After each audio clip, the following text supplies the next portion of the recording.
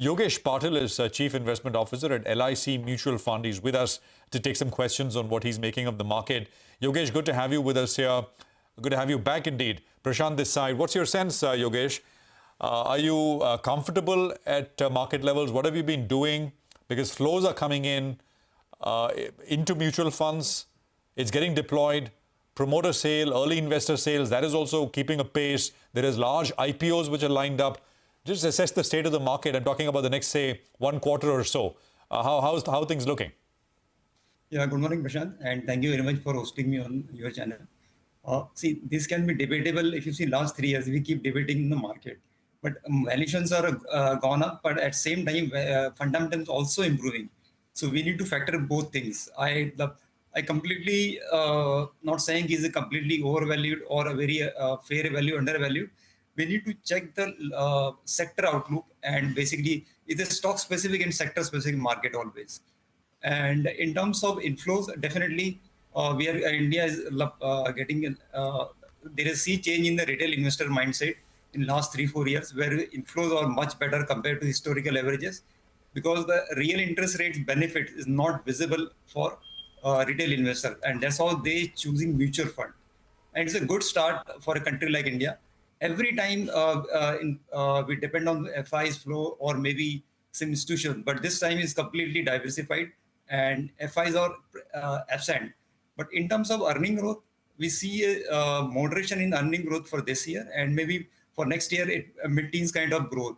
But overall, we don't think market is an overbought position, and is a more or less fair valuation, we do say, because India, the fundamentals of India has completely changed, because government changed a lot of strategies, reforms, focusing domestic manufacturing. It improves the outlook of India, maintaining good relations with all countries, and improving, focusing on manufacturing with controlled fiscal deficit, inflation, make the country and macro improving. At same time, currency stabilizes and is a more of a financialization of rupee. So more and more FDI, more and more FI and trade partners will come in next 5-6 years. So this is a long-term trend, and India's story is completely capex-driven story. So it is not like a 1 or 2 year. So it is for next 5-6 years, we do see a good investment in industrial side, especially on power side, railways, defense. So it's a much broader and longer theme. Like even power alone requires almost 30 lakh crore in power generation, basically. As of now, we have renewable power of 1,43,000, and 3 lakh yet to add it in 5-6 years. And that to be true transmission, and we need a more transmission capacity in for solar and wind. So kind of capex we see is huge, and this is first time is happening in India. And and Chinese players and Korean players are not present in India as well as in US and Europe. So complete opportunity for India, and export opportunities also for India is very, very high comparatively. Okay, all right. Hi, Yogesh. Good morning and good to see you in. There's Nigel on this side. Talking about the power themes, either you could play those transmission, the other company is renewable plays, but the other way to play it was the power financiers. And you have got a couple of them in your list, PFC as well as REC. We have a brokerage note this morning, UBS, they're talking about how their book will change from year on. The asset quality is far better, and they also have access to relatively cheaper funds. What's your view on the power finances from here on? Some of them are up, 4-5 times in the last 24 months, but some still look good from here. Tell us more. Yeah, so for next 6 to 7 years, the overall power sector investment, including generation and transmission, could be around 50 lakh crore. So initially, the opportunity is only with financer and then asset creator, which is basically capital good companies and engineering, and that could be, and then after 4-5 years, earning growth could be translated to asset owners and users. So if anyone want to play the power sector, initially you go by stage. You start with financing companies, then asset creators, which is basically engineering companies and capital good companies.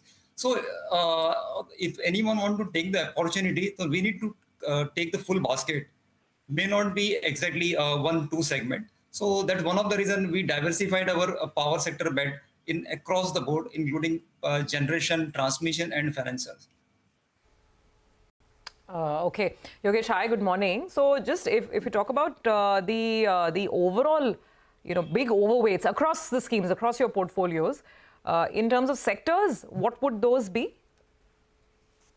See, industrials followed by BFSI, consumer. These are the broader sectors, and then again, some sector-specific, small, like discretionary consumption, automobiles. So on consumer, I was just coming to consumer actually to understand how you are playing it, because there's this narrative that obviously now rural is really picking up, and we've seen that. I mean, two-wheeler stocks have been doing exceedingly well. But then and there are stocks like Trent, for instance, that talk about mass consumption and not doing badly at all. But then obviously there's the higher end side of it as well. So consumption, how do you cut it up between autos, between staples, or maybe even, the new age platform companies like a Zomato? Everything is consumption, right, at some level. Yeah. See, what we understood from talking to so many people, the consumption was not actually slow down. They actually, the priority is very different for them. Maybe at some point of time, mobiles, maybe garments, and then again, two-wheelers. It is not exactly, depend on their need, but exactly consumption basket is very difficult to predict. But overall consumption is not going down. And in last 2-3 months, there is some green shoots coming from rural economy and some optimism from FMCG companies. So we do see some improvement from here for next 2-3 quarters, but it's too early. In past also, after industrial cycle, the consumption cycle has to balance. So that kind of approach we are keeping here. But India is again a well-diversified country where consumption, nobody can ignore consumption here at some point of time. Yogesh, banks are still the largest part, I think, of your portfolio if I look at sector allocation. And obviously, because it holds the largest even on the Nifty and most indices. How do you approach the banking theme from here? The largest name hasn't moved. HDFC Bank, and valuation-wise as well, looking pretty okay. A couple of private sector banks, you name Kotak Mahindra Bank, HDFC Bank. At current reckoning, post the run that you're seeing on PSU banks, and maybe a lot of the good news is in the price for the PSU names, how would you approach the banking theme? Yeah. See, in last 2-3 years, considering the valuations of PSU, and a large part of the growth is captured due to improvement in credit cost. And from here, we do see improvement in private banks because private banks invested a lot in branches and their IT infrastructure. So operationally, they will do well going forward because for banking, large part infra projects are not coming. So the growth could be consumer and it's completely customer service driven. And we do believe private sector is much more capable compared to other smaller banks and PSU banks. So incremental growth could be captured by all these big guys, private banks, and valuations are also supportive. And ability to raise deposits and ability to handle some of the issues which the larger banks are much better placed. So that's we are positive on BFSI space, but that to be on even larger banks. So you'll be leaning more to private in comparison to PSU banks at current valuations, right? Yes.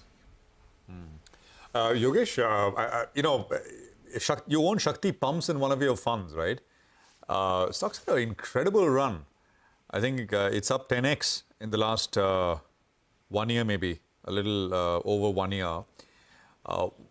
Without sort of really talking to us about the prospects, I'm sure you have limitations in terms of what you can do there. But what's the broad tailwind driving this? Is it sort of government focus in segments that they operate in? Is that the big tailwind? See, overall industrial capex, everything, look, we require everything. But let's take a new segments like data centers, solar pumps.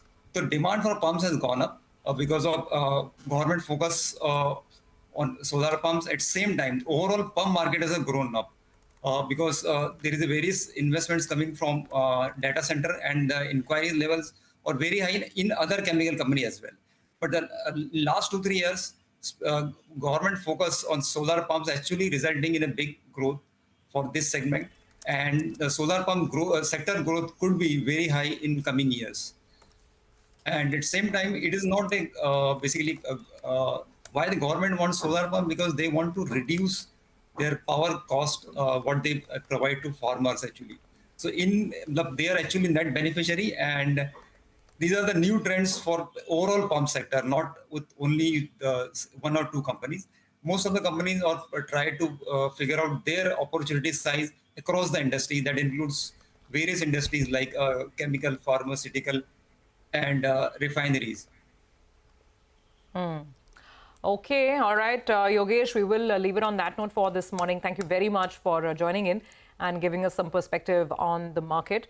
That's a view coming in from LIC Mutual Fund.